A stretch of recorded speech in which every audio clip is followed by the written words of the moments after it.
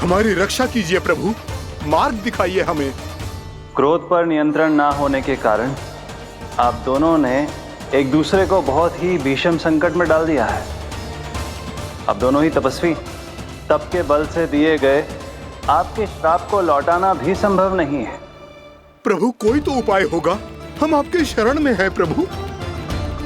अपराध तो हमसे हुआ है प्रभु, पर अब आपसे ही आशा है। कुछ ऐसा कीजिए भक्त वत्सल, जिससे हम दोनों के श्राप का प्रभाव कुछ कम हो जाए। आप दोनों ही मेरे भक्त हैं, इसलिए आपकी पीड़ा का निवारण करने का एक उपाय है मेरे पास। वेद शिरामुनि, जब आप कालिया नाग बनेंगे तो आपको मेरे चरणों को अपने शीश पर धारण करने का सौभाग्य मिलेगा। और अश्र शिरामुनि, आप काग योनि होने के बाद भी आप श्रेष्ठतम ज्ञान और सर्वाधिक यौगिक सिद्धियों के स्वामी होंगे और प्रवचन दिया करेंगे। इसके बाद अश्वशिरा मुनि काकभुसुंडी बन गए, जिन्होंने आगे चलकर स्वयं गरुड़ देव को रामायण सुनाई।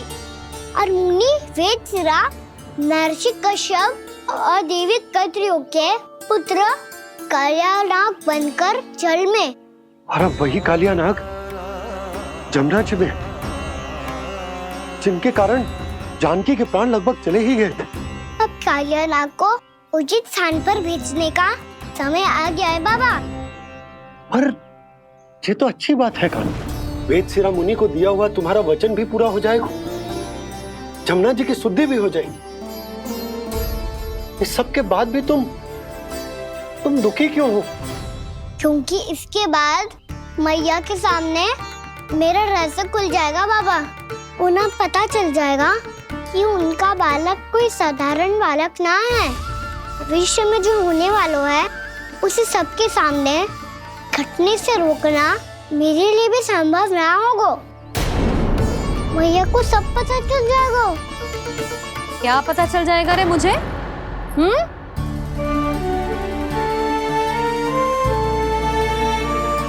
यही कि सबसे अधिक प्रेम मैं आपसे ही करता हूँ। अब बस भी कर, चलो भोजन के लिए बुलाने आई थी तुम दोनों को। भूखा थोड़े ना रहने दूंगी अपने लल्ला को, मेरा लल्ला दुर्बल हो जाएगा ना। आप खिलाओगे तो ही खाऊंगा। हाँ ठीक है, मैं ही खिलाऊंगी। अब चल, आओ जी, चल।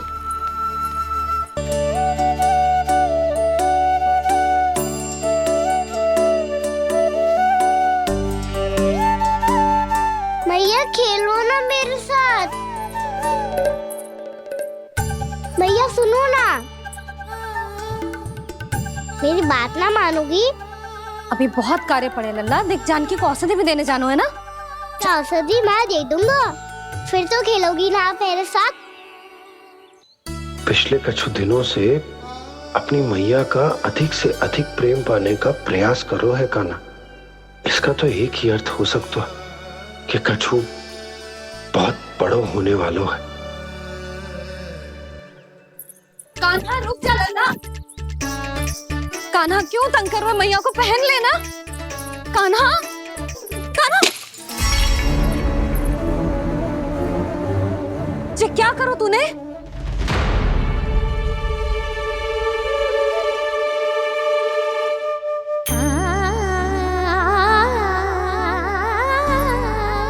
अच्छा ठीक है, अब मुंह लटकाने की आवश्यकता ना है। ये ले।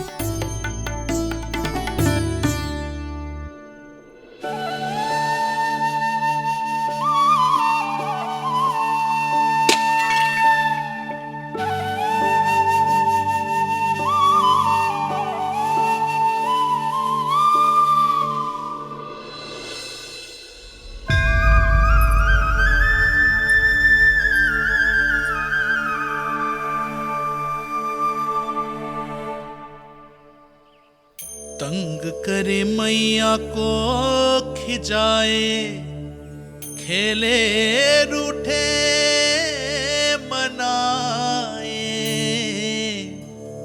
लीला अनोखी करके शरारत, कान्हा दंड भी पाए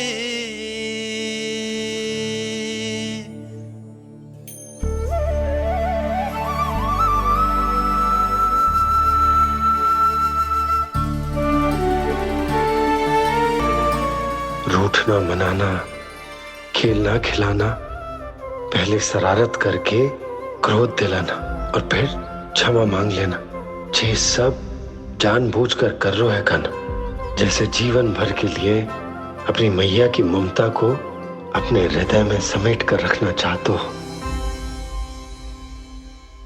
कैसे कैसे करूं उस कालिया से मित्रता, कैसे करूं उसका उपयोग?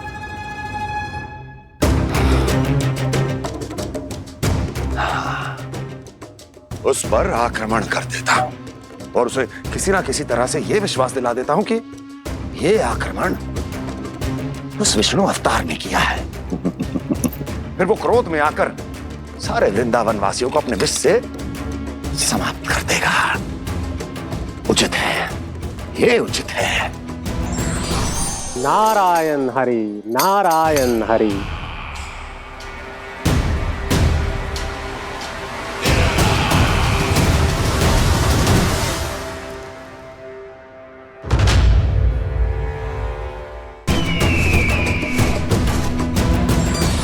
नारायण हरि, नारायण हरि।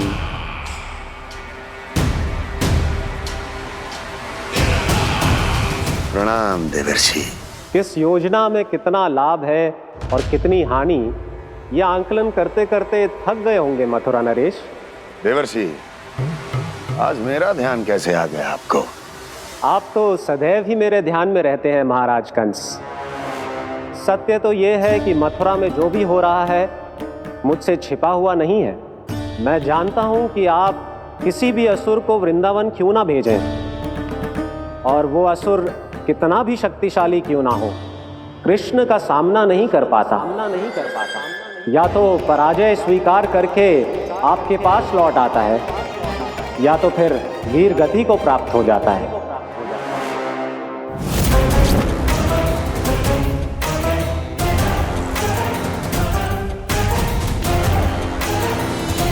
वाह, मुझे मेरी असफलताएं स्मरण कराने आए हैं, मेरे घाव को खुरेदने आए हैं, उन पे नमक छिड़कने आए हैं। मित्र को शत्रु समझने की भूल मत कीजिए महाराज कंस। मैं तो आपकी सहायता करने आया हूं। हाँ, और मेरी सहायता। कृष्ण विष्णु अवतार है, आप विष्णु के भक्त हैं। मैं हूं विष्णु द्रोही, फिर भी तो आपके आराध्य को हानि पहुंचाना चाहता है, उसकी सहायता करना चाहते हैं आप। क्या आप निश्चित रूप से कह सकते हैं कि आप ब्रह्मांड के सभी नियमों को अच्छी तरह समझते हैं? अवश्य।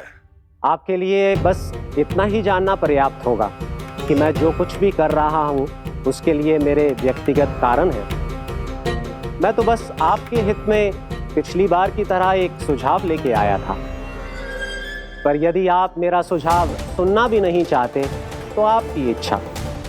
नारायण हरि, नारायण हरि। कारण चाहे जो हो, इनके पिछले सुझाव के कारण ही आज मेरे शत्रुओं की संख्या कम है। अन्यथा मैं देवकी के अन्य पुत्रों को भी जीवित छोड़ देता, और आज वो सब अपने भाई के साथ मिलकर उसकी शक्ति को अनेक गुणा बढ़ा देते। ठहरिए देवऋषि,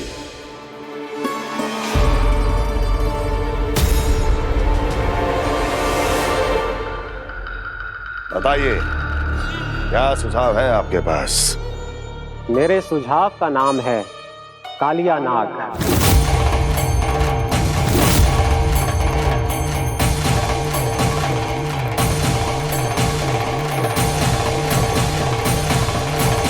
उसके विषय में मैं जानता हूं देवर्षि। तो समस्या यह है कि मैं स्वयं उससे मिलने नहीं जा सकता, उससे भेंट नहीं कर सकता। उस कृष्ण की हत्या के लिए उसको वृंदावन जाने के लिए तैयार नहीं कर सकता। तो मत जाइए उसके सामने, और ना उसे भेजिए कृष्ण के सामने। हर बार आप किसी न किसी असुर को अपने शत्रु के क्षेत्र में भेजते हैं, जहां शत्रु उसका सामना करने के लिए पूरी तरह से तैयार होता है और आपका असुर मारा जाता है। इस बार शत्रु को युद्ध स्थल चुनने का अवसर मत दीजिए महाराज। इस बार योजना का जाल ऐसे बुनिए कि कृष्ण स्वयं उसके पास जाने के लिए विवश हो जाए। कालिया नाग स्वयं काल है, मृत्यु का दूसरा नाम है। उसके विष का उपयोग अपने लाभ के लिए कीजिए महाराज। वैसे कालिया के विष की अधिकता का अनुमान तो होगा ही आपको।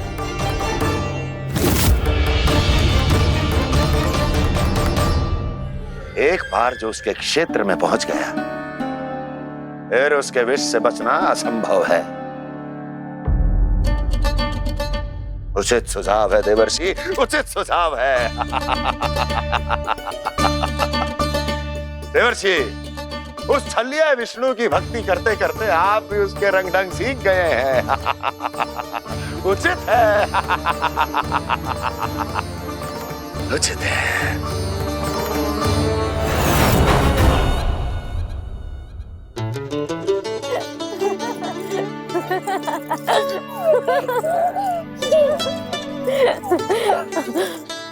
बस बस, बहुत आनंद ले लियो लल्ला।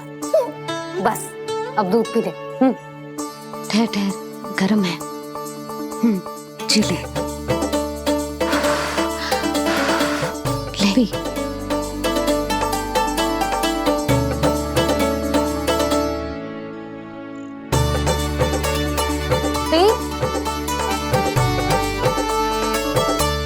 मैं ना होती तो ना जाने क्या होता तेरा। अपने आप दूध भी ना पी सकते है, भावला कहीं का। आपकी इस प्रेम के लिए तो मैं धरती पे आया हूँ मैया। मैं भी यही सोच रहा हूँ यशोदा कि तुम ना होती तो मेरा क्या होता। इसी बात पे थोड़ा दूध और कजू खाने को दे दो। अरे मैं तो भूल ही गई। तनिक ठहर जाओ जी, दूध पी लेना तो आपके लिए भी कछु ले आती।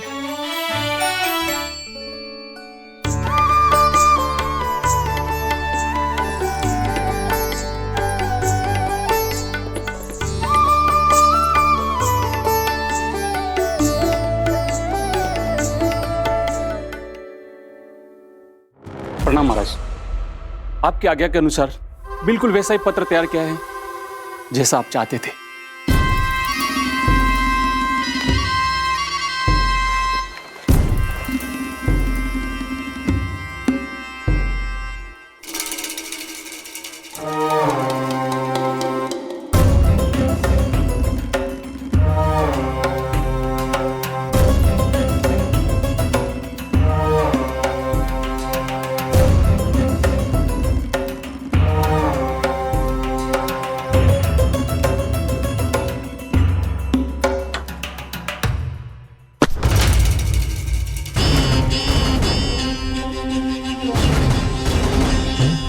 कृष्ण जन्म से लेकर आज तक ये मेरी सबसे महत्वपूर्ण योजना है। इसका सफल होना निश्चित है दूत, किंतु केवल वही करना जैसा मैंने कहा है। जाओ।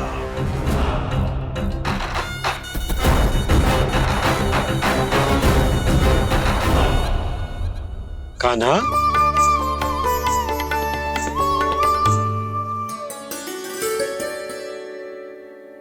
क्या होगा?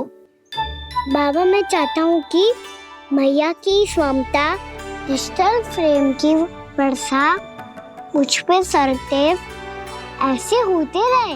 वो तो होती रहेगी लल्ला। अपने लल्ला के लिए किसी मैया का प्रेम कभी कम हो सकता है भला? नंदराज, वो मथुरा से एक दूत आयो है महाराज कंस का राजपत्र लेके।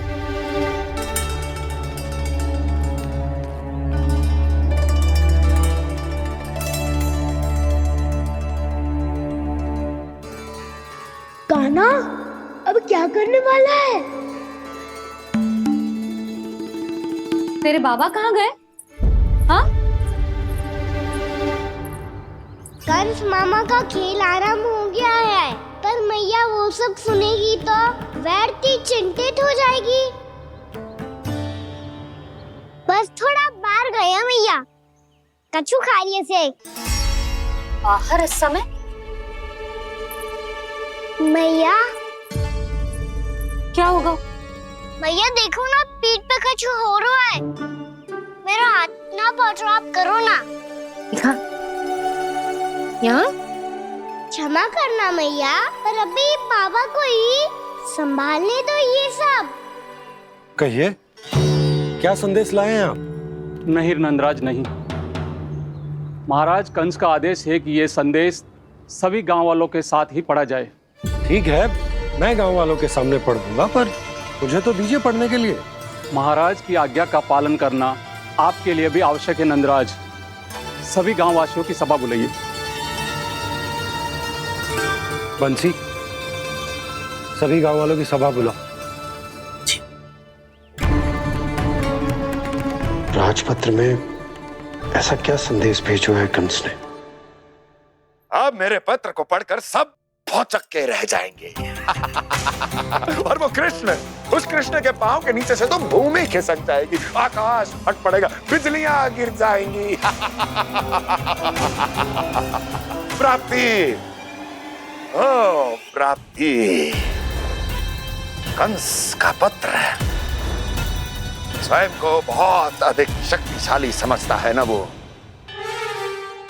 अब देखता हूं कैसे वो इस महासंकट का सामना करता है। वो कृष्ण, वो अपनी मृत्यु स्वयं चुनेगा या मृत्यु की वेदी पर चढ़ा देगा। प्रिय वृंदावन वासियों को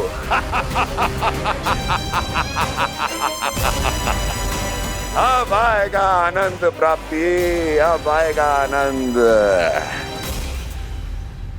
सबको इकट्ठा करवा के ही पढ़वाएगो। अवश्य ही कोई विशेष संदेश दिया होगा कंस ने। मैं भी यही सोच रही हूँ सुलक्षणा जीजी, कछु ना कछु तो विशेष है, पर जे हो क्या सकता है? हाँ, बात तो सही है। ऐसा क्या हो सकता है? सभी गांव वासियों के सामने कहा जाए, कछु तो विशेष अवश्य लग रहे हैं। बाहर तक कोलाहल क्यों हो रहा है? मैया, मैया, अब क्या होगा? मैया देखो ना, सर पे कुछ हो रहा है। लल्ला, नारायण ने तुझे हाथ दिए हैं ना? पीठ की बात अन्य थी। अपने सिर की सेवा स्वयं कर। सर पे तो हाथ पहुंच रहा है ना?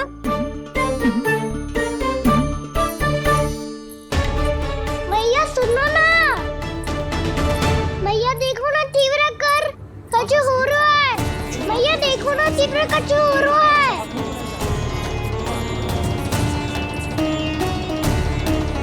सब लोग आ चुके हैं, अपना संदेश सुनाइए आप।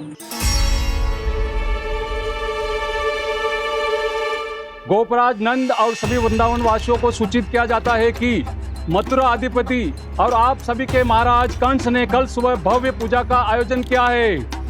इसके लिए राज्य को वृंदावन के क्षेत्र के निकट यमुना नदी के मध्य में खिलने वाले 1 कोटि कमल के पुष्पों की आवश्यकता है।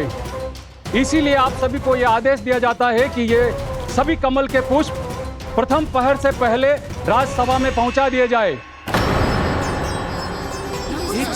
इतने सारे वो भी प्रथम पहर से पहले कैसे हो सकते हैं? यदि आप ऐसा करने में असफल रहे तो इसे राज आज्ञा का उल्लंघन माना जाएगा और राजद्रोह के आरोप में आप सभी को कड़े से कड़ा दंड दिया जाएगा। स्मरण रहे, यदि कल की पूजा में इन 1 कोटि कमल के पुष्पों का ना पहुंचने के कारण कोई व्यवधान आया तो समस्त वृंदावन वासियों को दोषी माना जाएगा और पूरे गांव को निवासियों सहित धूल में मिला दिया जाएगा। कल प्रथम पहर तक का ही समय है आप सबके पास।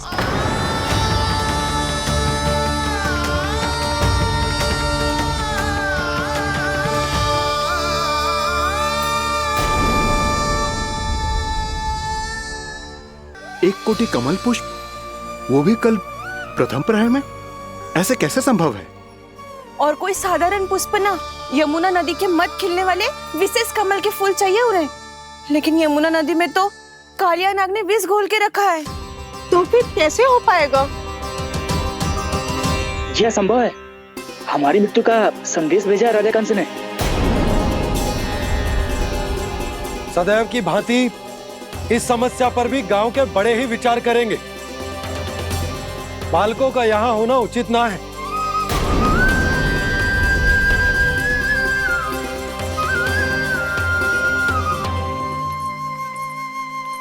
लल्ला ले जे गेंद ले, जा अपने सखाओं के साथ खेल। सुबह उज्जवल, मधुमंगल वसंता, देखो मैया ने क्या दिया है। चलो खेलें, बहुत आनंद आएगा आज।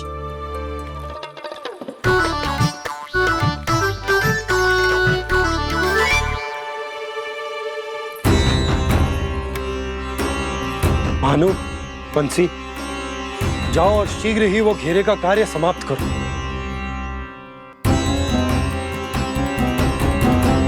पर कछु ना कछु तो करना पड़ेगा ना। पर हम कर ही क्या सकते हैं? पुष्प लाने को और कोई उपाय है भी तो ना। मैं चला जाऊंगा जमुना जी में। वैसे भी मेरे जीवन के कितने दिन शेष बचे हैं। गांव के लिए, समाज के लिए कुछ करके मरूं, तभी तो शांति मिलेगी। ना काका, यदि आप उस विषैले जल में छलांग लगा भी दोगे, किंतु 1 कोटि कमल पुष्प एकत्रित कर पाना आपके लिए संभव ना है। इससे अच्छा है कि मैं चला जाऊं। यदि मैं मर भी गया तो मेरे पीछे रोने वाला कोई ना है। किसी को कहीं जाने की आवश्यकता ना है। गोप नरेश होने के नाते ये मेरा कर्तव्य है कि मैं आप सबकी रक्षा करूं। नंदराज, आपको जाना है तो जाओ। हरिया, काका, भैया सब चले जाओ। लेकिन आपको पता है वहाँ का जल कितना विषैला है।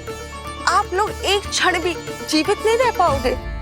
फिर कैसे इकट्ठा करेंगे 1 कोटि कमल पुष्प? आप बात तो सही कह रही हैं शांति। उस दुष्ट कंस ने ऐसी मांग रख के हम सबको फंसा दिया। हम में से कोई भी क्यों ना चला जाए और इस संकट का समाधान ना निकले को। कान्हा, बताना कौन सा खेल खेलें? गेंद पकड़ खेलते हैं। पर एक बात सुन लो सब, कोई भी तीव्र गति से ना फेंकेगा गेंद को। भैया ने फ्रेम बनाई है मेरे लिए। सब तैयार हो? हाँ।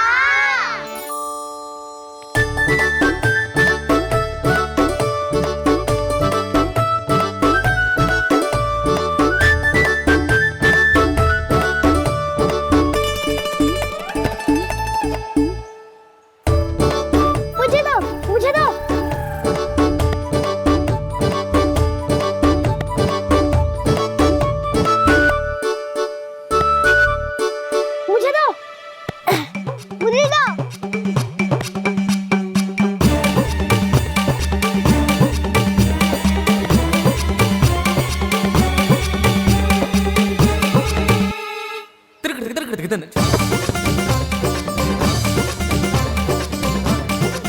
कान्हा, इतनी धीरे से फेंकेगो तो कैसे आनंद आएगो?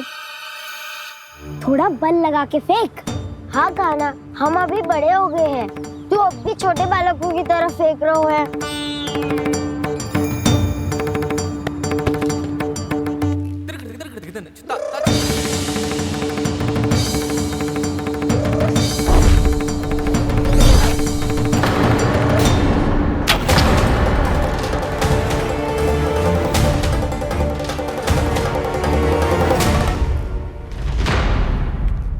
दीदी जी क्या करो कान्हा? गेंद तो डूब गई।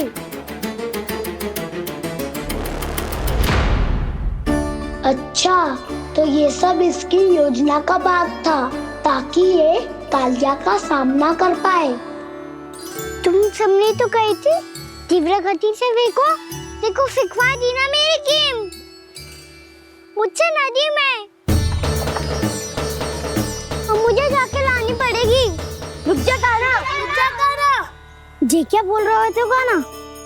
इसमें तो बहुत संकट है। कोई भी संकट मेरी मैया का उपहार खोने से बड़ा ना है। बहुत प्रेम से बना के उन्होंने दी थी। हे नारायण, कोई उपाय समझ में ना आ रहा है। मैया, अब कैसे करेंगे हम अपने गांव की रक्षा? कीड़े पड़ेंगे उस दुष्ट को। यदि उसके कारण किसी के प्राण चले गए तो कौन सा फल मिलेगा उसे इस पूजा का? तुम सही कह रही हो सुध। और हमारे पास कोई और दूसरा विकल्प भी तो ना है। यदि हमने मथुरा की राज आज्ञा का पालन ना किया तो इसका दुष्परिणाम पूरे गांव को भुगतना पड़ेगा।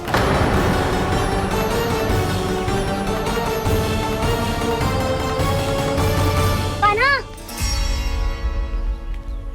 तुम्हें पता है कि तू भगवान है, दिव्य है, बहुत शक्ति है तुझ में, पर फिर भी हम तुझे विषैले जल में ना जाने दे सकते। कुछ होगा तो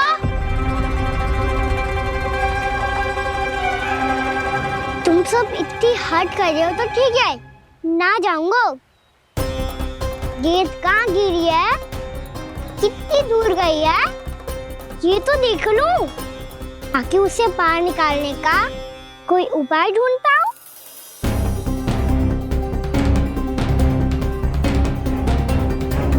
हाँ।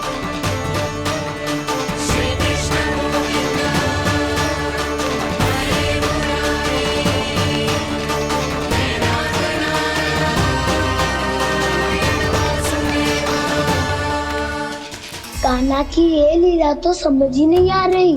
पहले इसने देवश्री नारद को मथुरा जाकर कंस को भड़काने के लिए कहा, फिर स्वयं ही दुखी भी हो गया कि अब इसका रहस्य सबके सामने खुल जाएगा। और अभी स्वयं ही तो इसने कहा था कि गेंद बहुत महत्वपूर्ण है, फिर स्वयं ही उसे नदी के विषैले जल में फेंक दिया।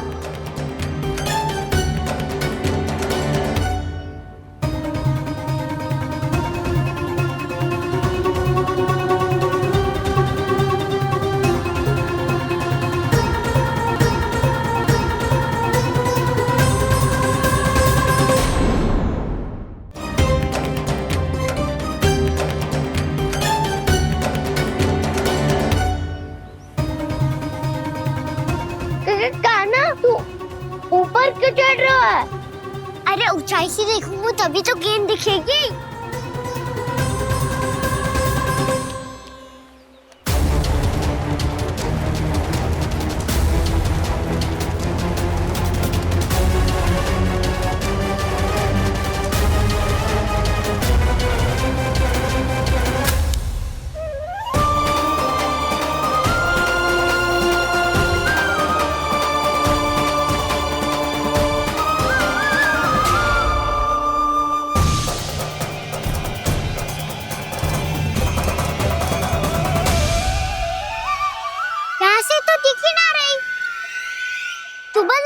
से फेंकी थी ना? ना वहाँ से फेंकी थी। कहाँ से? देखा ना वहाँ से।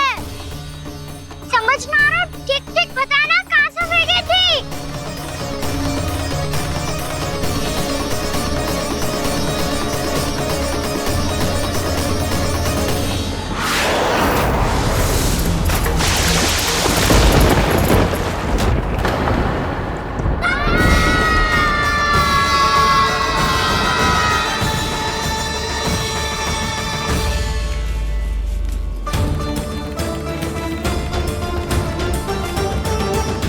कालिया नाग के क्षेत्र में जाकर कोई भी जीवित वापस ना लौट सको।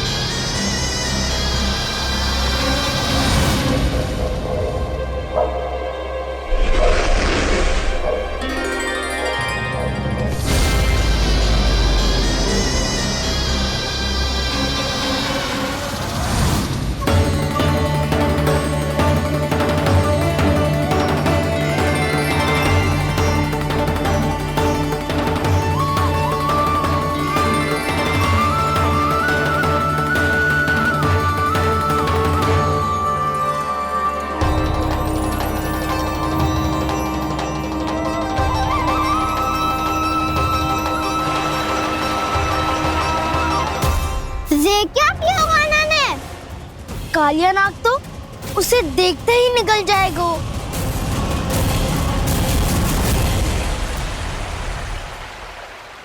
तो आरंभ से अब तक सब कुछ उसकी लीला का ही भाग था।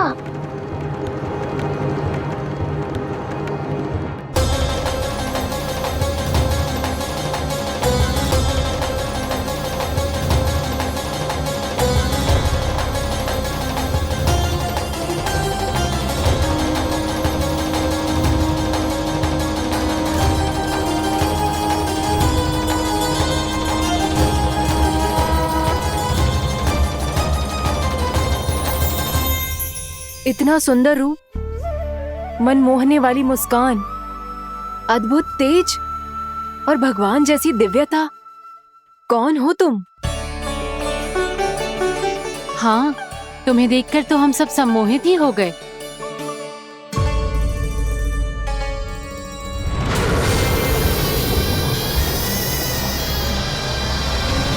तुम जो भी हो बालक, वापस लौट जाओ।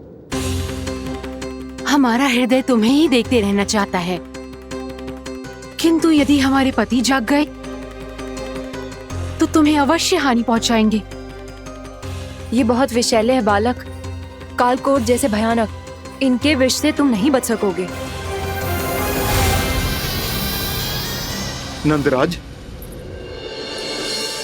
कालिया नाग के विष का प्रभाव बढ़ते ही जा रहा है।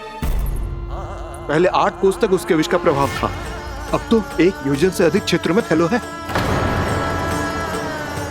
जल पीने के प्रयास से अनेक पशु मारे गए हैं और नदी के निकट के वृक्ष और वनस्पति सब नष्ट होने लगे।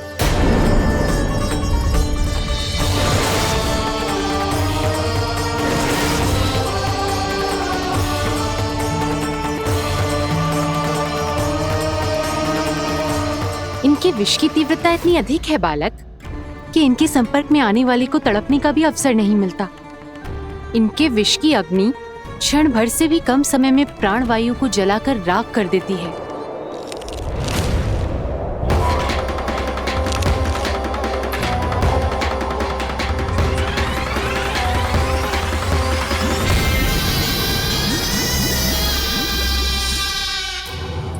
तब तो समस्या और भी गंभीर हो जाएगी। मैंने तो सुनो है कि कालिया नाग कम से कम 2 योजन लंबा है, सैकड़ों फन है उसके।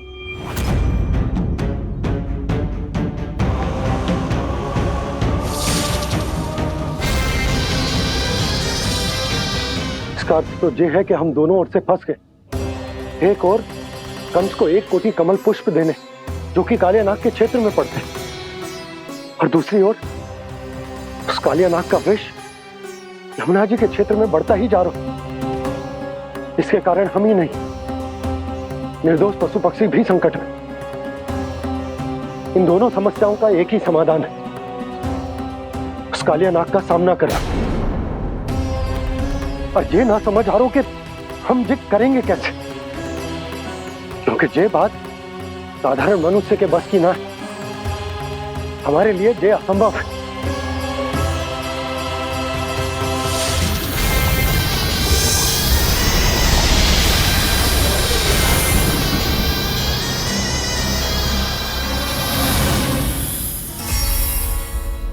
अब तो तुमने अपनी आंखों से भी देख लिया बालक, ये कितने विषैले हैं।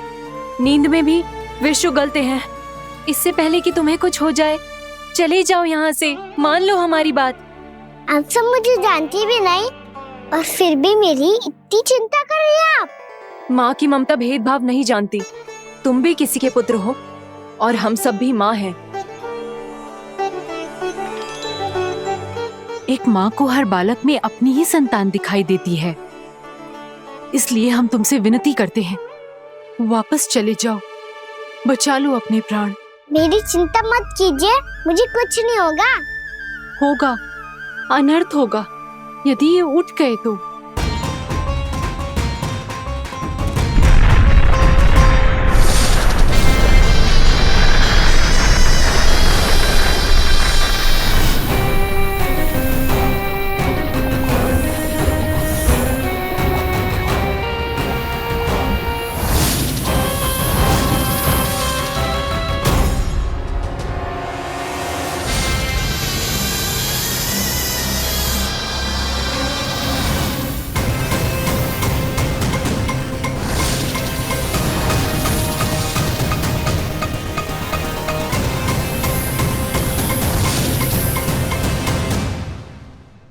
सामने होते हुए भी अपने इश्क को केवल वही देख सकता है जो अपना अभिमान त्याग चुका हो।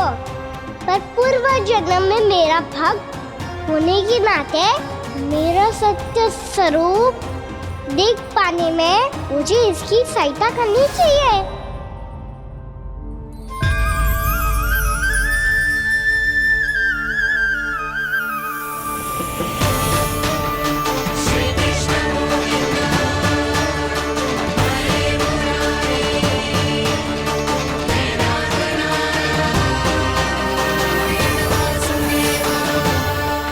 देखो हमारा छोटा सा कान्हा कैसे डट के खड़ा हुआ है, इतने विशालकाय, इतने महाभयंकर सबके सामने।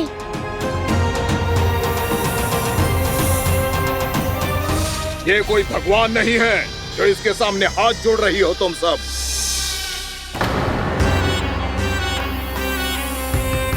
एक सामान्य साधारण बालक है ये, जो ये तक नहीं जानता कि इसके सामने है इसका काल, कालिया। तू कौन है बालक? मेरे इतने निकट आकर भी तू जीवित कैसे है?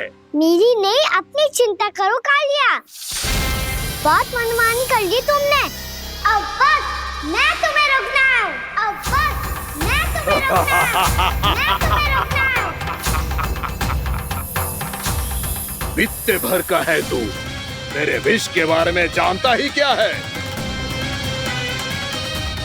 और कहता है मुझे रोकने आया है। किससे? किससे रोकना चाहता है तू मुझे? मुझे क्रोध दिलाने की भूल मत कर बालक। अपनी फुंकार से ही तेरी इस मुस्कुराहट को अंतिम मुस्कुराहट बना सकता हूं मैं। शीघ्र बता, कौन है तू और किसने भेजा है तुझे? तुम्हें आवाज भी है कि अपनी पुकारों से तुम कितना विष भूल चुके हो। पवित्र यमुना नदी को कितना दूषित कर दिया तुमने। और यही नहीं, तुम्हारे कारण निकट के जीव जंतुओं, वृक्ष, वनस्पतियों सबको हानि पहुंच रही है। तो क्या? मुझे उससे क्या? मुझे है, मुझे है। आपत्ति है मुझे तुम्हारी इस व्यवहार से, और इसीलिए तुम्हें यहाँ से जाना होगा, यहाँ से जाना होगा।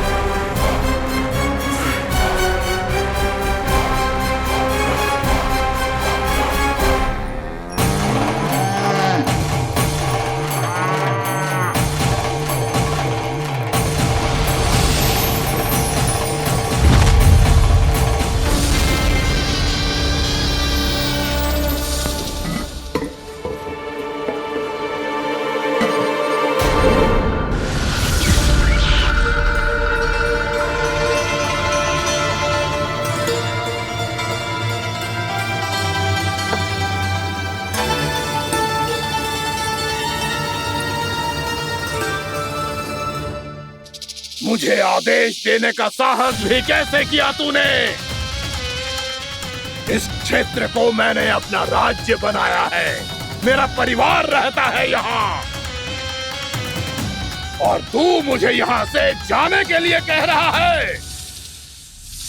हाँ, क्योंकि तुम्हारे यहाँ रहने के कारण अन्य जीवों को हानि हो रही है, और मैं ऐसा नहीं होने दे सकता। मैं तो बस वही कर रहा हूँ जो एक सर्प का स्वभाव है। विष फैलाना स्वाभाविक है मेरे लिए, इसलिए मुझे चुनौती मत दे बालक। चुनौती तो मैं दे चुका हूँ कालिया। अब तो बस तुम्हें स्वीकार करनी है।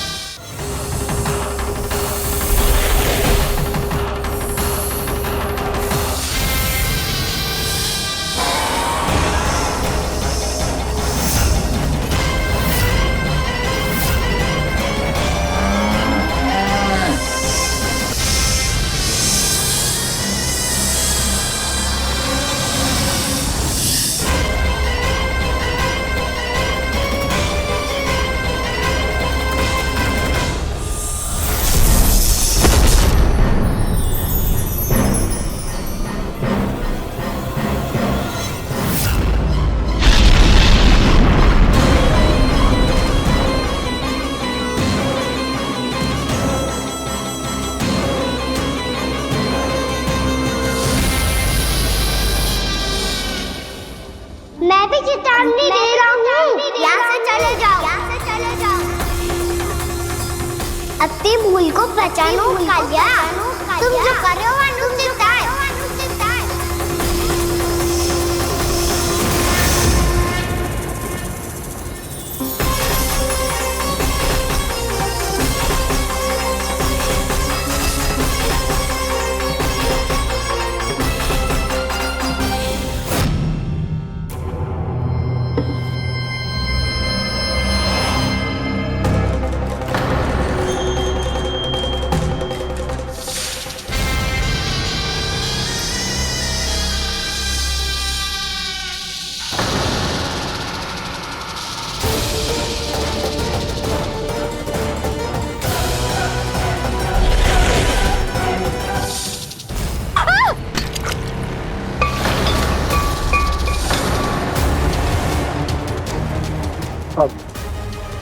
मैं आता हूँ। क्या हो गया सुधा? मुझे आवाज हो रहा है जी, कछु ना कछु गड़बड़ है। यशोदा, जो समस्या हमारे सामने है, हम सभी उसका समाधान खोजने में जुटे। तुम विश्वास करो, मैं कोई ना कोई समाधान अवश्य ढूंढ लूंगा। हम कैसे भी करके वो कमल के पुष्प उस कंस तक पहुंचा देंगे। नाना, समस्या उससे कहीं अधिक है, उससे कहीं अधिक बड़ी, उससे कहीं अधिक भयानक है।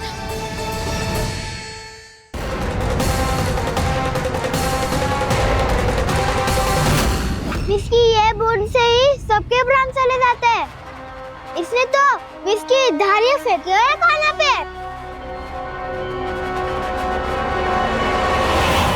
कान्हा कैसे बच्चे को अधिक विष से? इसका विष तो क्या, ये सर स्वयं भी छू तक नहीं पाएगा हमारे कान्हा को।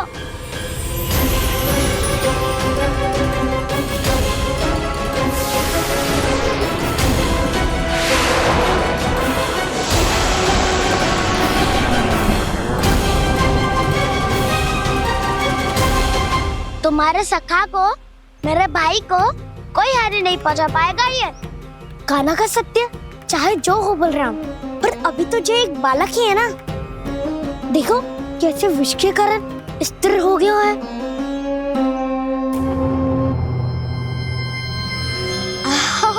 हाउ सर्फ ने कितनी आसानी से अपनी पूंछ से बांध लिया है।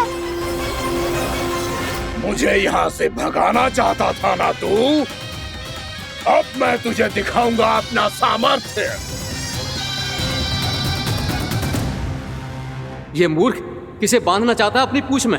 उन्हें जिनका विस्तार सारे ब्रह्मांड में है, या उन्हें जो स्वयं अनंत है? पर देवराज, प्रभु ऐसा करने ही क्यों दे रहे हैं कालिया को? आप सब भूल रहे हैं देवगण, कालिया पूर्व जन्म में प्रभु का बहुत बड़ा भक्त था। उसी भक्ति का फल मिल रहा है अब इसे। वैसे भी भक्तों के मन का भाव सबल हो तो भगवान तो सहज ही बंध जाते।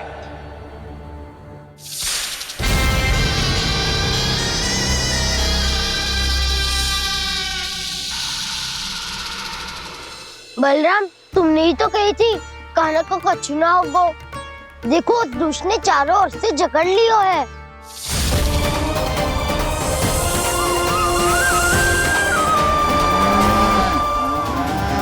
ये क्या कह रही हो तुम? सुधा जी, क्या हुआ? घबरा क्यों रही हो आप? सुलक्षणा, मुझे आभास हो रहा है कुछ बहुत बड़ी अनहोनी हो गई है। नंदराज, नंदराज, नंदराज!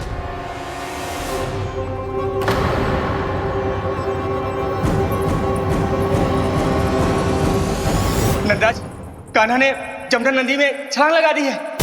कान्हा ने जमुना नदी में छलांग लगा दी है। कान्हा ने जमुना नदी में छलांग लगा दी है। कान्हा जमुना में कूद गया है। मुझे लगा था आज कछु गड़बड़ होने वाली है। मुझे आज कान्हा को ना जाने देना चाहिए था।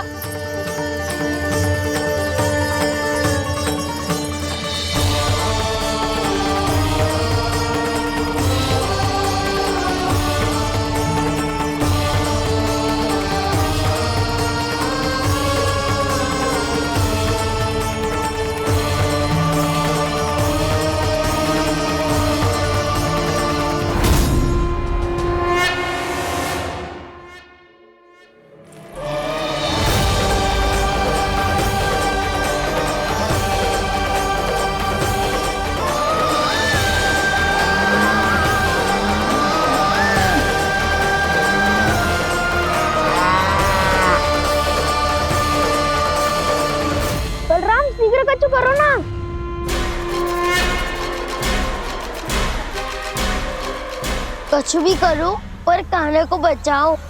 नाग बहुत भयंकर है, कान्हा अकेले ना संभाल पाएगा इसे।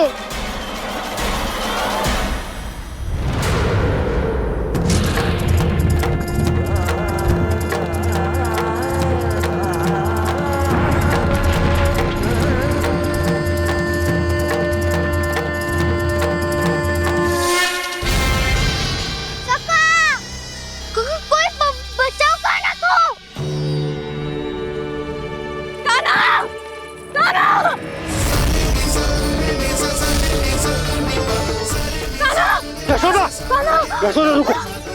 छोड़ दो मुझे, प्लीज छोड़ दो मुझे। रुक जीजी संभालो, बावली हो गई क्या? जीजी संभालो। कान्हा, कान्हा।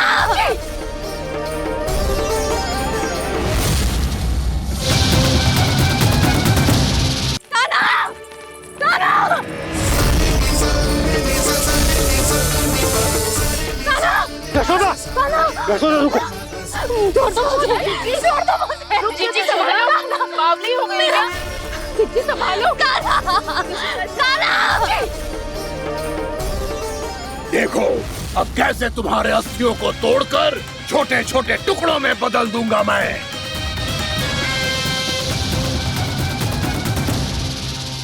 अगर जी आप जाओगी तो आप भी फंस जाओगी। अपने लल्ला के लिए मैं किसी भी संकट का सामना करने के लिए तैयार हूँ। छोड़ो ना यशोदा, हमें कोई और उपाय खोजना पड़ेगा। कोई और उपाय? आप देख ना रही मेरा कान्हा किस दशा में है। कान्हा मैया के वश में नहीं है, नहीं तो ये अपने लल्ला के लिए साक्षात काल का भी सामना कर ले। ये तो केवल कालिया नाग है। हे नागराज, आप मेरे प्राण ले लो पर कान्हा को छोड़ दो। ना नागराज, आप मेरे प्राण ले लो, मैं विरोध भी ना करूंगी। ना नागराज, आप मुझे मार दो पर मेरे कान्हा को छोड़ दो। ना ना ना ना नागराज, मेरे प्राण ले लो, हमारे कान्हा से क्या शत्रुता है आपकी? प्रभु के लिए जो प्रेम यशोदा मैया के हृदय में है, वही इन सभी गोपियों के हृदय में भी है।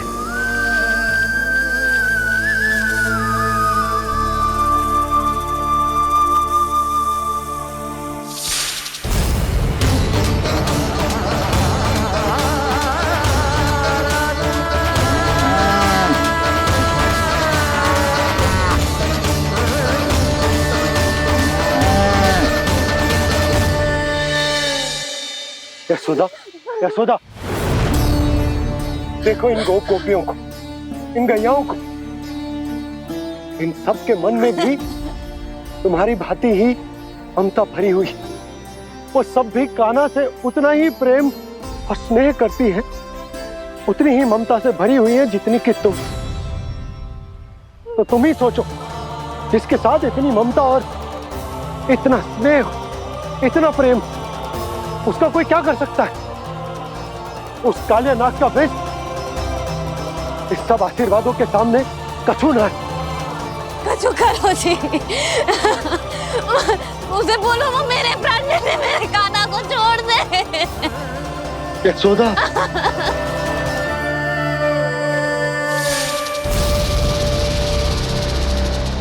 केवल इन्हीं में नहीं देवराज, नाग पत्नियों के हृदय में भी ममता का वही प्रेम उमड़ रहा है। देखिए। मैं आपके हाथ जोड़ती हूँ स्वामी, इस बालक को छोड़ दीजिए। ये अवश्य ही कोई दिव्य आत्मा है स्वामी। हम आपसे विनती करते हैं स्वामी, इस नन्हे बालक को हानि मत पहुंचाइए स्वामी। मेरी पत्नियां मेरे ही शत्रु के लिए विनती कर रही हैं। अब यदि इसके पक्ष में एक शब्द भी कहा तुम सबने, तो मैं इस बालक से पहले तुम सबके प्राण ले लूंगा। हो रहा प्रसन्न नाग कालिया, विजय को निश्चित जान। रोते बिलखते व्याकुल सब संकट में देख कान्हा के प्राण।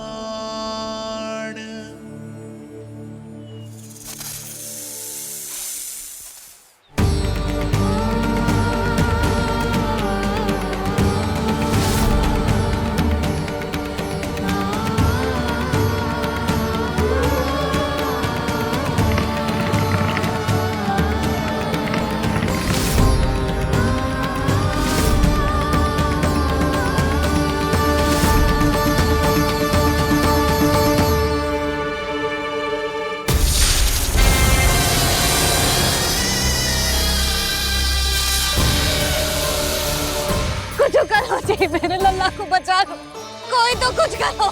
जीजी संभालो जीजी ना। यशोदा, यशोदा तुम शांत हो जाओ, मैं कान्हा को वापस लेकर आऊंगा, मैं रक्षा करूंगा उसकी। ना नंदराज, नंदराज नहीं, कम से कम आप तो समझो नंदराज, कालिया के पास आप जाओगे तो आप भी फंस जाओगे।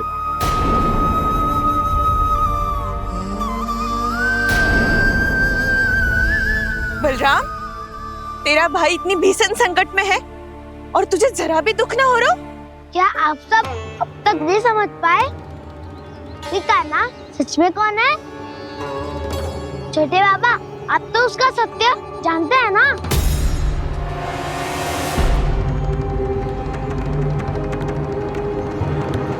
मानता हूँ कि आप सब कान्हा के रहस्य के बारे में नहीं जानते, पर क्या उसके जन्म से आज तक घटी एक से बढ़कर एक विचित्र घटनाओं को भी भूल गए हैं आप सब? भूल गए हैं कि कैसी पूतना जैसी राक्षसी उसका कुछ बिगाड़ नहीं पाई, कैसे तरनावती जैसा भयानक राक्षस उसे एक खरोच भी नहीं दे पाया था।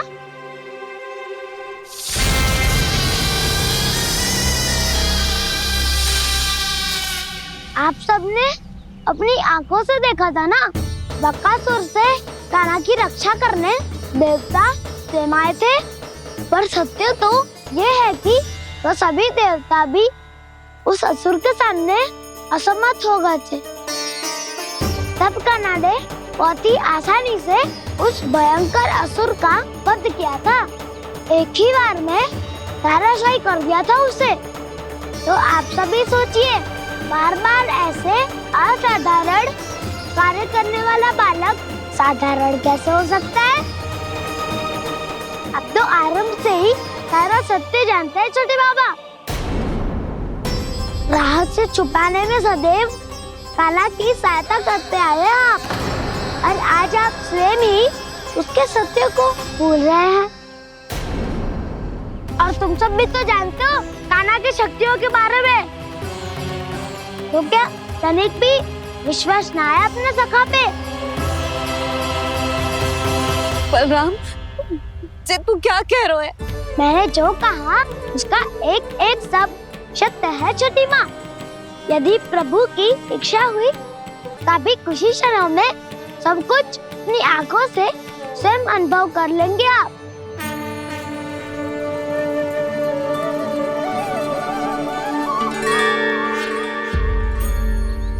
शांताकारं भुजगशयनं पद्मनाभं सुरेशं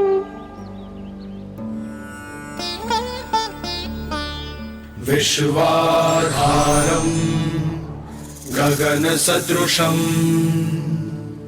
मेघवर्णं शुभांगं लक्ष्मीकान्तं कमलनयनं योगी वीरध्यानगम्यं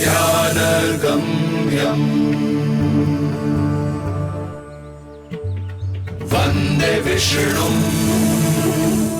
भवभयहरं सर्वलोकैकनाथम्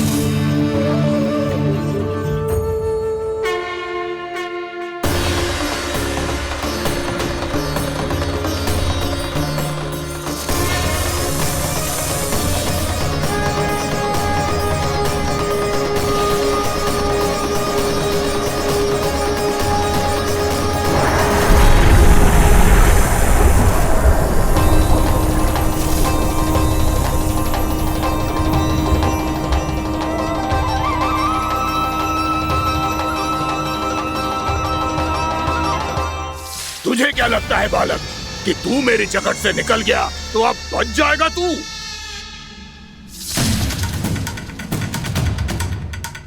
मेरे विष से अपनी प्राण रक्षा करने में सफल रहा, मेरी जकड़ से भी छूट गया, पर मेरे दंश से नहीं बच पाएगा।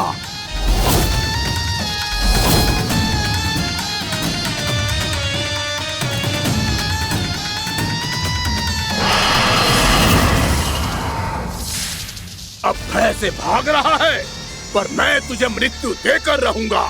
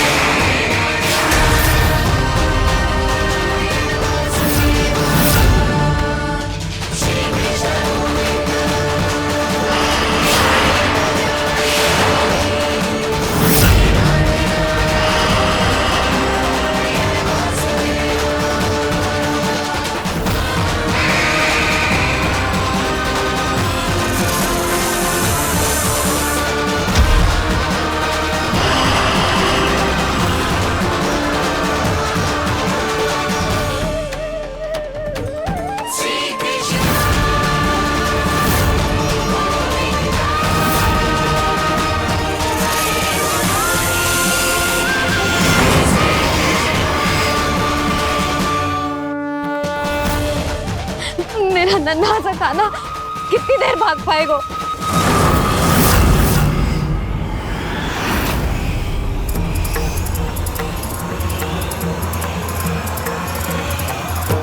और कितनी प्रतीक्षा करोगे मेरी भक्त कालिया? भक्त नहीं, काल हूं मैं तेरा। जब अहंकार का मुकुट बुद्धि को ढक लेता है तो भक्त अपने भगवान को भी नहीं पहचान पाता। व्यर्थ की पहेली में मत उलझा बालक, ना मैं भक्त हूँ और ना तू भगवान।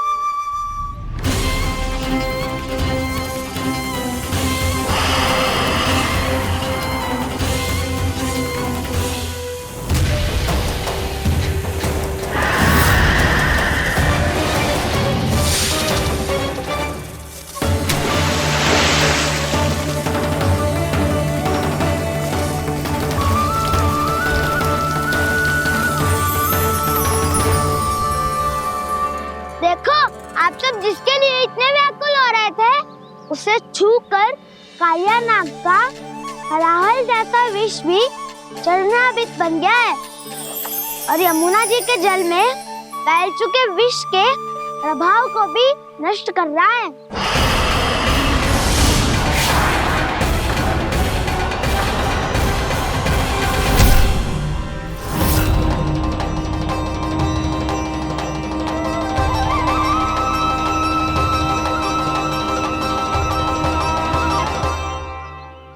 धर्म रक्षक अधर्म विनाशक प्रभु श्री कृष्ण का कौशल सचमुच अद्वितीय है। नारायण नारायण।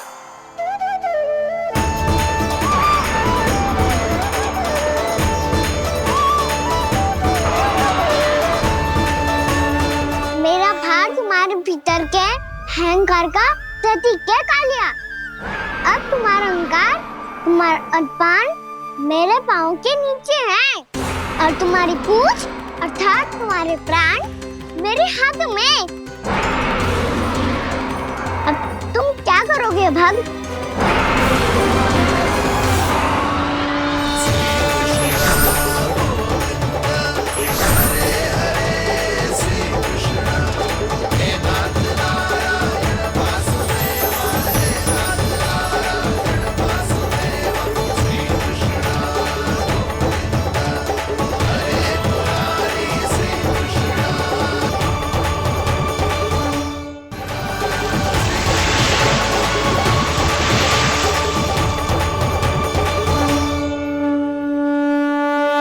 प्रभु, भले ये आपको पहचानने में असमर्थ हो, पर हम सब ने आपको पहचान लिया है।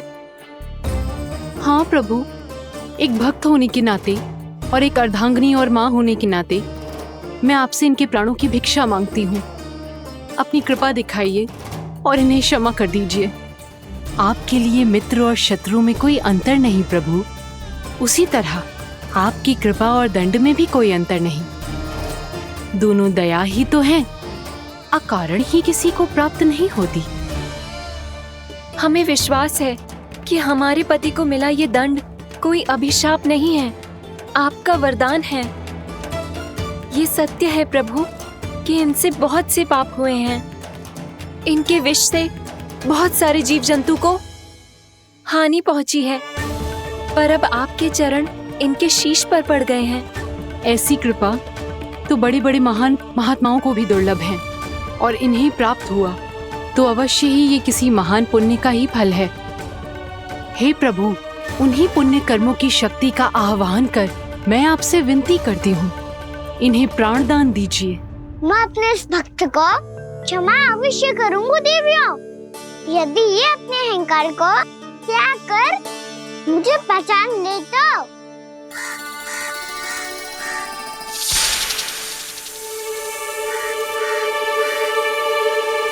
मैं तुम्हें श्राप देता हूँ, जितनी विषैली तुम्हारी जिह्वा है उतने ही विषैले सर्प बन जाओ तुम।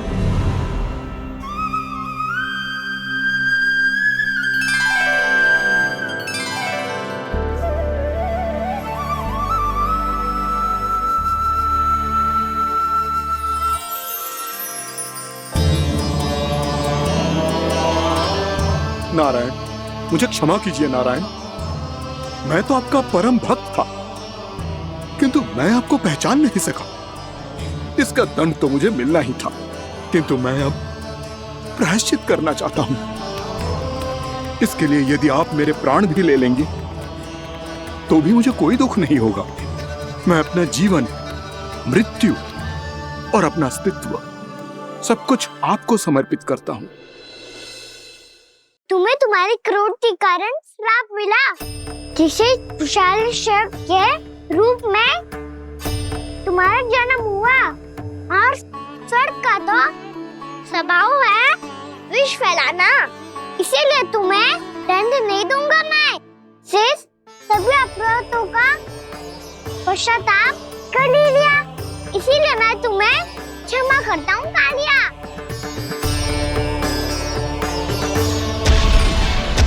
पर तुम्हें यहाँ से दूर समुद्र के बीच जाकर रहना होगा, जहाँ किसी निर्दोष का जीवन तुम्हारे विष से प्रभावित न हो। मैं चाहकर भी आपकी इस आज्ञा का पालन नहीं कर सकता। मैं असमर्थ हूँ प्रभु, क्योंकि यदि मैं इस क्षेत्र को छोड़कर गया तो मेरी मृत्यु निश्चित है। आपसे क्या छुपा है प्रभु? आप तो जानते हैं कि सर्प जाति और आपके वाहन गरुड़ के बीच अनंत शत्रुता चल रही है, जिसका प्रारंभ नागों के द्वीप नागालय से हुआ था।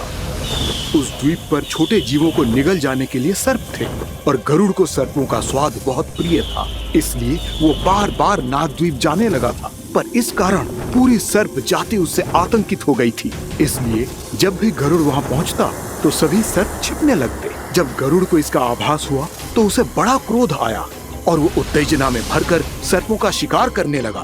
भूख ना होने पर भी उन्हें मारने लगा।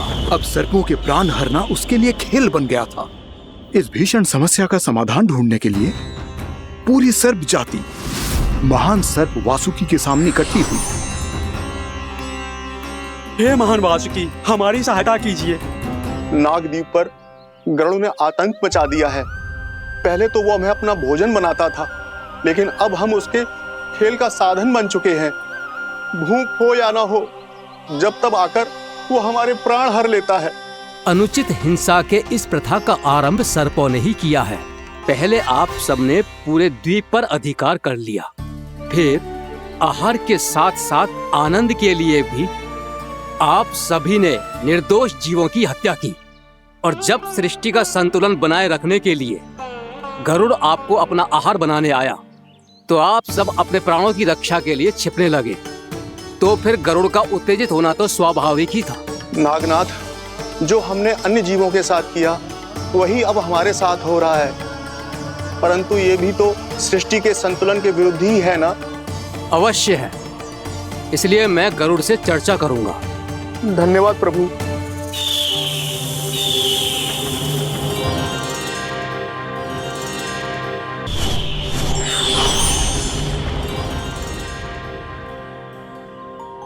श्री नारायण के वाहन पक्षीराज गरुड़, मैं संपूर्ण सर्प जाति की ओर से आपसे एक निवेदन करने आया हूँ। कहिए, क्या कहना चाहते हैं आप? हे पक्षीराज, यदि आप हम पर ऐसे ही आक्रमण करते रहे तो शीघ्र ही हमारी प्रजाति समाप्त हो जाएगी। इसीलिए हमारी आपसे विनती है, यदि आप उचित समझें तो सर्पों के किसी एक घर से हम आपको एक सर्प प्रतिदिन अर्पित करेंगे। आप उसको आहार बनाइए और अन्य सर्पों को जीवित रहने का अधिकार दीजिए। मुझे स्वीकार है। तब से प्रतिदिन किसी एक घर से एक सर्प गरुड़ के भोजन के लिए भेजा जाने लगा। समय के साथ मेरे घर की भी बारी आई, परंतु मैंने एक बहुत बड़ी भूल कर दी। समय आ गया है स्वामी, आज गरुड़ के आहार के लिए इसे चुना गया है। कौन है यह गरुड़ और क्यों दूं मैं इसे कोई भेंट?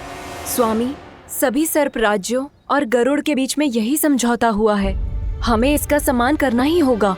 मैंने कोई समझौता नहीं किया, मैंने कोई वचन नहीं दिया और ना ही मैं किसी गरुड़ से भयभीत होता हूँ। यदि इस राज्य में किसी को सर्पों को अपना आहार बनाने का अधिकार है तो वो केवल मुझे है। अब से गरुड़ को दी जाने वाली हर भेंट मुझे दी जाएगी, महाविषधारी महान नागराज कालिया को। यह और कुछ नहीं, मेरा अभिमान था प्रभु, और ये मेरे इस जन्म की सबसे बड़ी भूल थी, क्योंकि फिर जब गरुड़ को इस बारे में पता चला तो। कालिया, अभिमान में आकर तूने अपने काल को ललकारा है। जिस कालिया के नाम में ही काल छिपा है, तू उसे ललकारने का दुस्साहस कर रहा है गरुड़। स्वयं को भगवान विष्णु का वाहन कहता है तो वाहन का ही कर्म कर। स्मरण रख, इस धरती के सर्वश्रेष्ठ योद्धाओं के लिए भी मैं मृत्यु का दूत हूँ। विनाश काले विपरीत बुद्धि, तुझ जैसे मूर्ख सदा इस युक्ति को सार्थक करते आए हैं। अपने विनाश को आमंत्रण किया है तो अब भोग।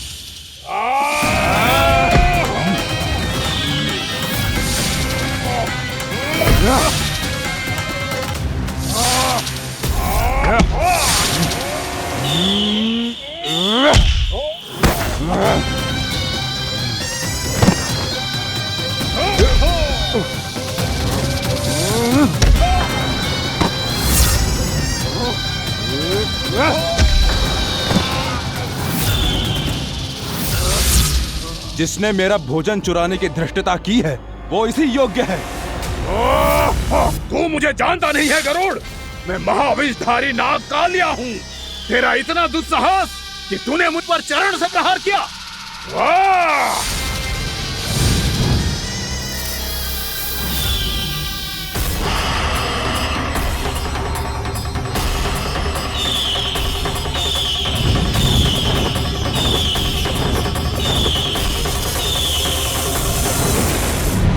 मैं अपने अभिमान में भूल गया था कि गरुड़ मुझसे कहीं अधिक शक्तिशाली है। इसलिए अपने प्राणों की रक्षा करने के लिए मैं एक स्थान से दूसरे स्थान भागने लगा। नदियां, पर्वत, यहां तक कि मैंने सागर भी लांघ डाला, पर मैं जहां भी जाता गरुड़ के रूप में मेरा काल वहीं आ जाता।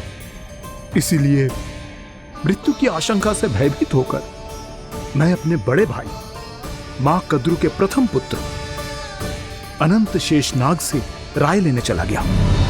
भैया, मैं यहां आपसे आपकी सहायता लेने आया हूं। मेरी एक छोटी सी भूल के कारण यह गरुड़ मेरा पीछा कर रहा है। मुझे हर समय हर स्थान पे ढूंढते रहता है। यदि उसने मुझे ढूंढ लिया तो वो निश्चित ही मेरे प्राण ले लेगा। मुझे कोई ऐसा स्थान बताइए जहां मैं अपनी पत्नी और अपनी संतानों के साथ शांति से रह सकूं। तुम यमुना नदी के किनारे वृंदावन क्षेत्र में जाके वास करो कालिया।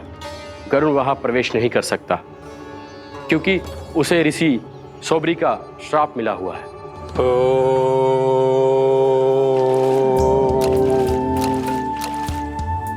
ध्यान और तपस्या का नित्य कर्म करते हुए ऋषि के मन में मछलियों के प्रति प्रेम भाव इतना बढ़ गया कि वो भूल गए सभी जीव खाद्य श्रृंखला का भाग होते हैं और मछलियां भी इस नियम की अपवाद नहीं है। उन्हें मछलियों की अटखेली इतनी अच्छी लगने लगी कि वो इस क्षेत्र के मछुआरों को भी मछली पकड़ने की अनुमति नहीं देते थे।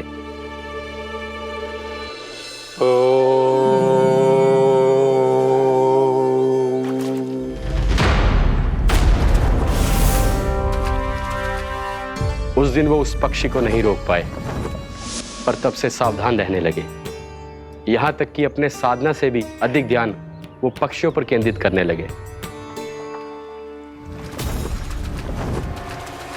ठहरो! इसी क्षण अपनी चोंच में पकड़ी इस मछली को छोड़ दो। तुम्हें इन मछलियों का आहार नहीं करना चाहिए पक्षीराज। ये तो खाद्य श्रृंखला का नियम है ऋषिवर। यदि मैं इनका आहार नहीं करूंगा तो कोई और पक्षी कर लेगा।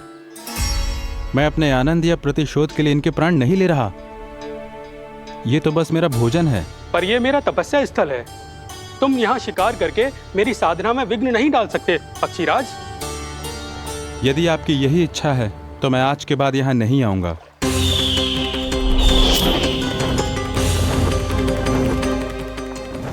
पर आज ये मछली मेरे आहार के रूप में पकड़ी जा चुकी है। मैं वचन देता हूँ ऋषिवर, इस स्थान पर यह मेरा अंतिम शिकार होगा।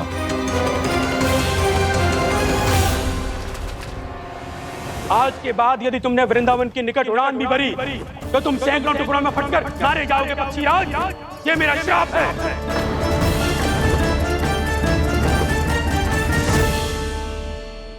और इसीलिए भैया शेषनाग के सुझाव के अनुसार मैं यहां आ गया।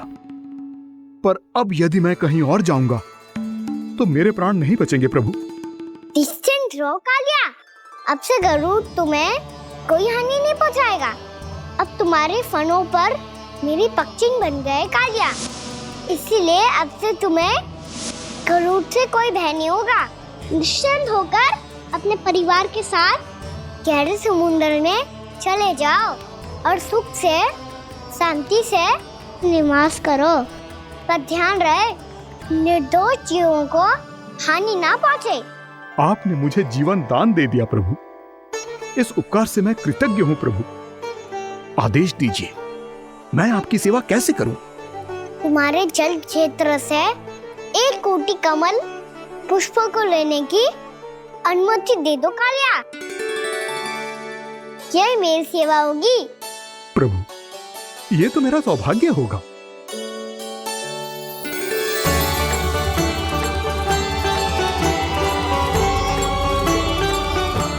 एक कोटि के स्थान पर हम 3 कोटि कमल पुष्प ले आए प्रभु। मैं तुम्हारी सेवा भाव से प्रसन्न हुआ कालिया। रमनक द्वीप पर चले जाओ ताकि तुम्हारे कारण फिर कभी किसी निर्दोष जीव को हानि ना पहुंचे और न ही तुम्हारा विष मेरे प्रिय यमुना नदी के जल को दूषित कर पाए। मैं तुम्हें आशीर्वाद देता हूँ। आज यहाँ मेरे द्वारा तुम्हें दिए गए इस आदेश का स्मरण जो भी भक्त करेगा और प्रातः काल और संध्या काल में इसका उच्चारण करेगा, उसे फिर कभी किसी संकट से कोई भय नहीं होगा। ये स्थान अब से कालिया कुंड के नाम से जाना जाएगा।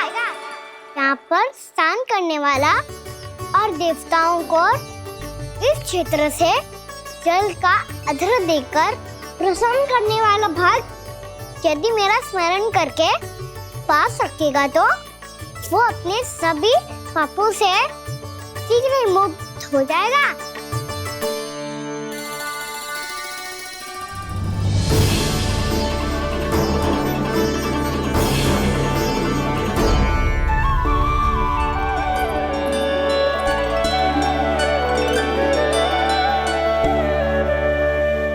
कौन है जे भगवान जिसने अभी अभी कालिया जैसे विशाल विस्तर का सामना किया?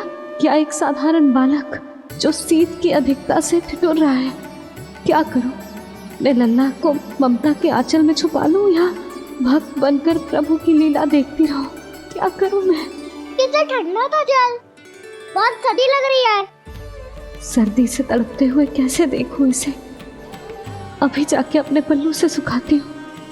हृदय से लगा के स्नेह की आंच दूंगी तो सर्दी पल भर में छूमंतर हो जाएगी।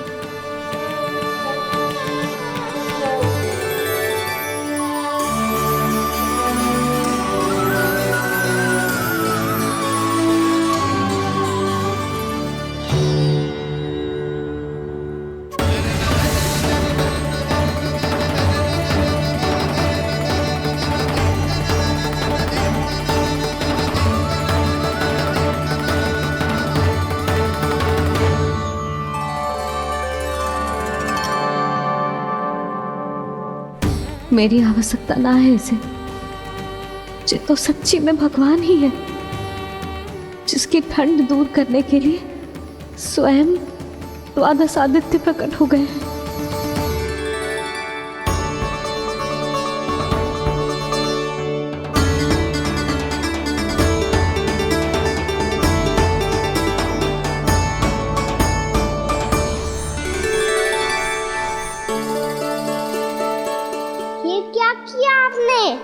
मैया मुझे अपने हृदय से लगाने वाली थी कि आप सब प्रकट हो गए। क्षमा कीजिए प्रभु, पर आपको भीगा हुआ देखकर, ठंड से ठिठुरता हुआ देखकर हमसे रहा नहीं गया। हम अपने वश में नहीं थे प्रभु। भक्ति से भावुक होकर हम प्रकट होने पर विवश हो गए थे। हमारी किरणें जैसे स्वयं ही फूट पड़ी और दौड़ पड़ी आपको सुखाने के लिए। मैं आपका प्रेम, आपकी भक्ति समझता हूं आदित्यगण, और इसीलिए इस समय मैं जहां खड़ा हूं, इस स्थान को द्वादश आदित्य टीला के नाम से जाना जाएगा। द्वादश आदित्य टीला के नाम से जाना जाएगा। हम धन्य हो गए प्रभु। और कहाँ जा रहा है? जो गड़बड़ किया है उसे सुधारिए तो सही। प्रभु आज्ञा दीजिए। अपना दाम इतना अधिक बढ़ा दीजिए कि मुझे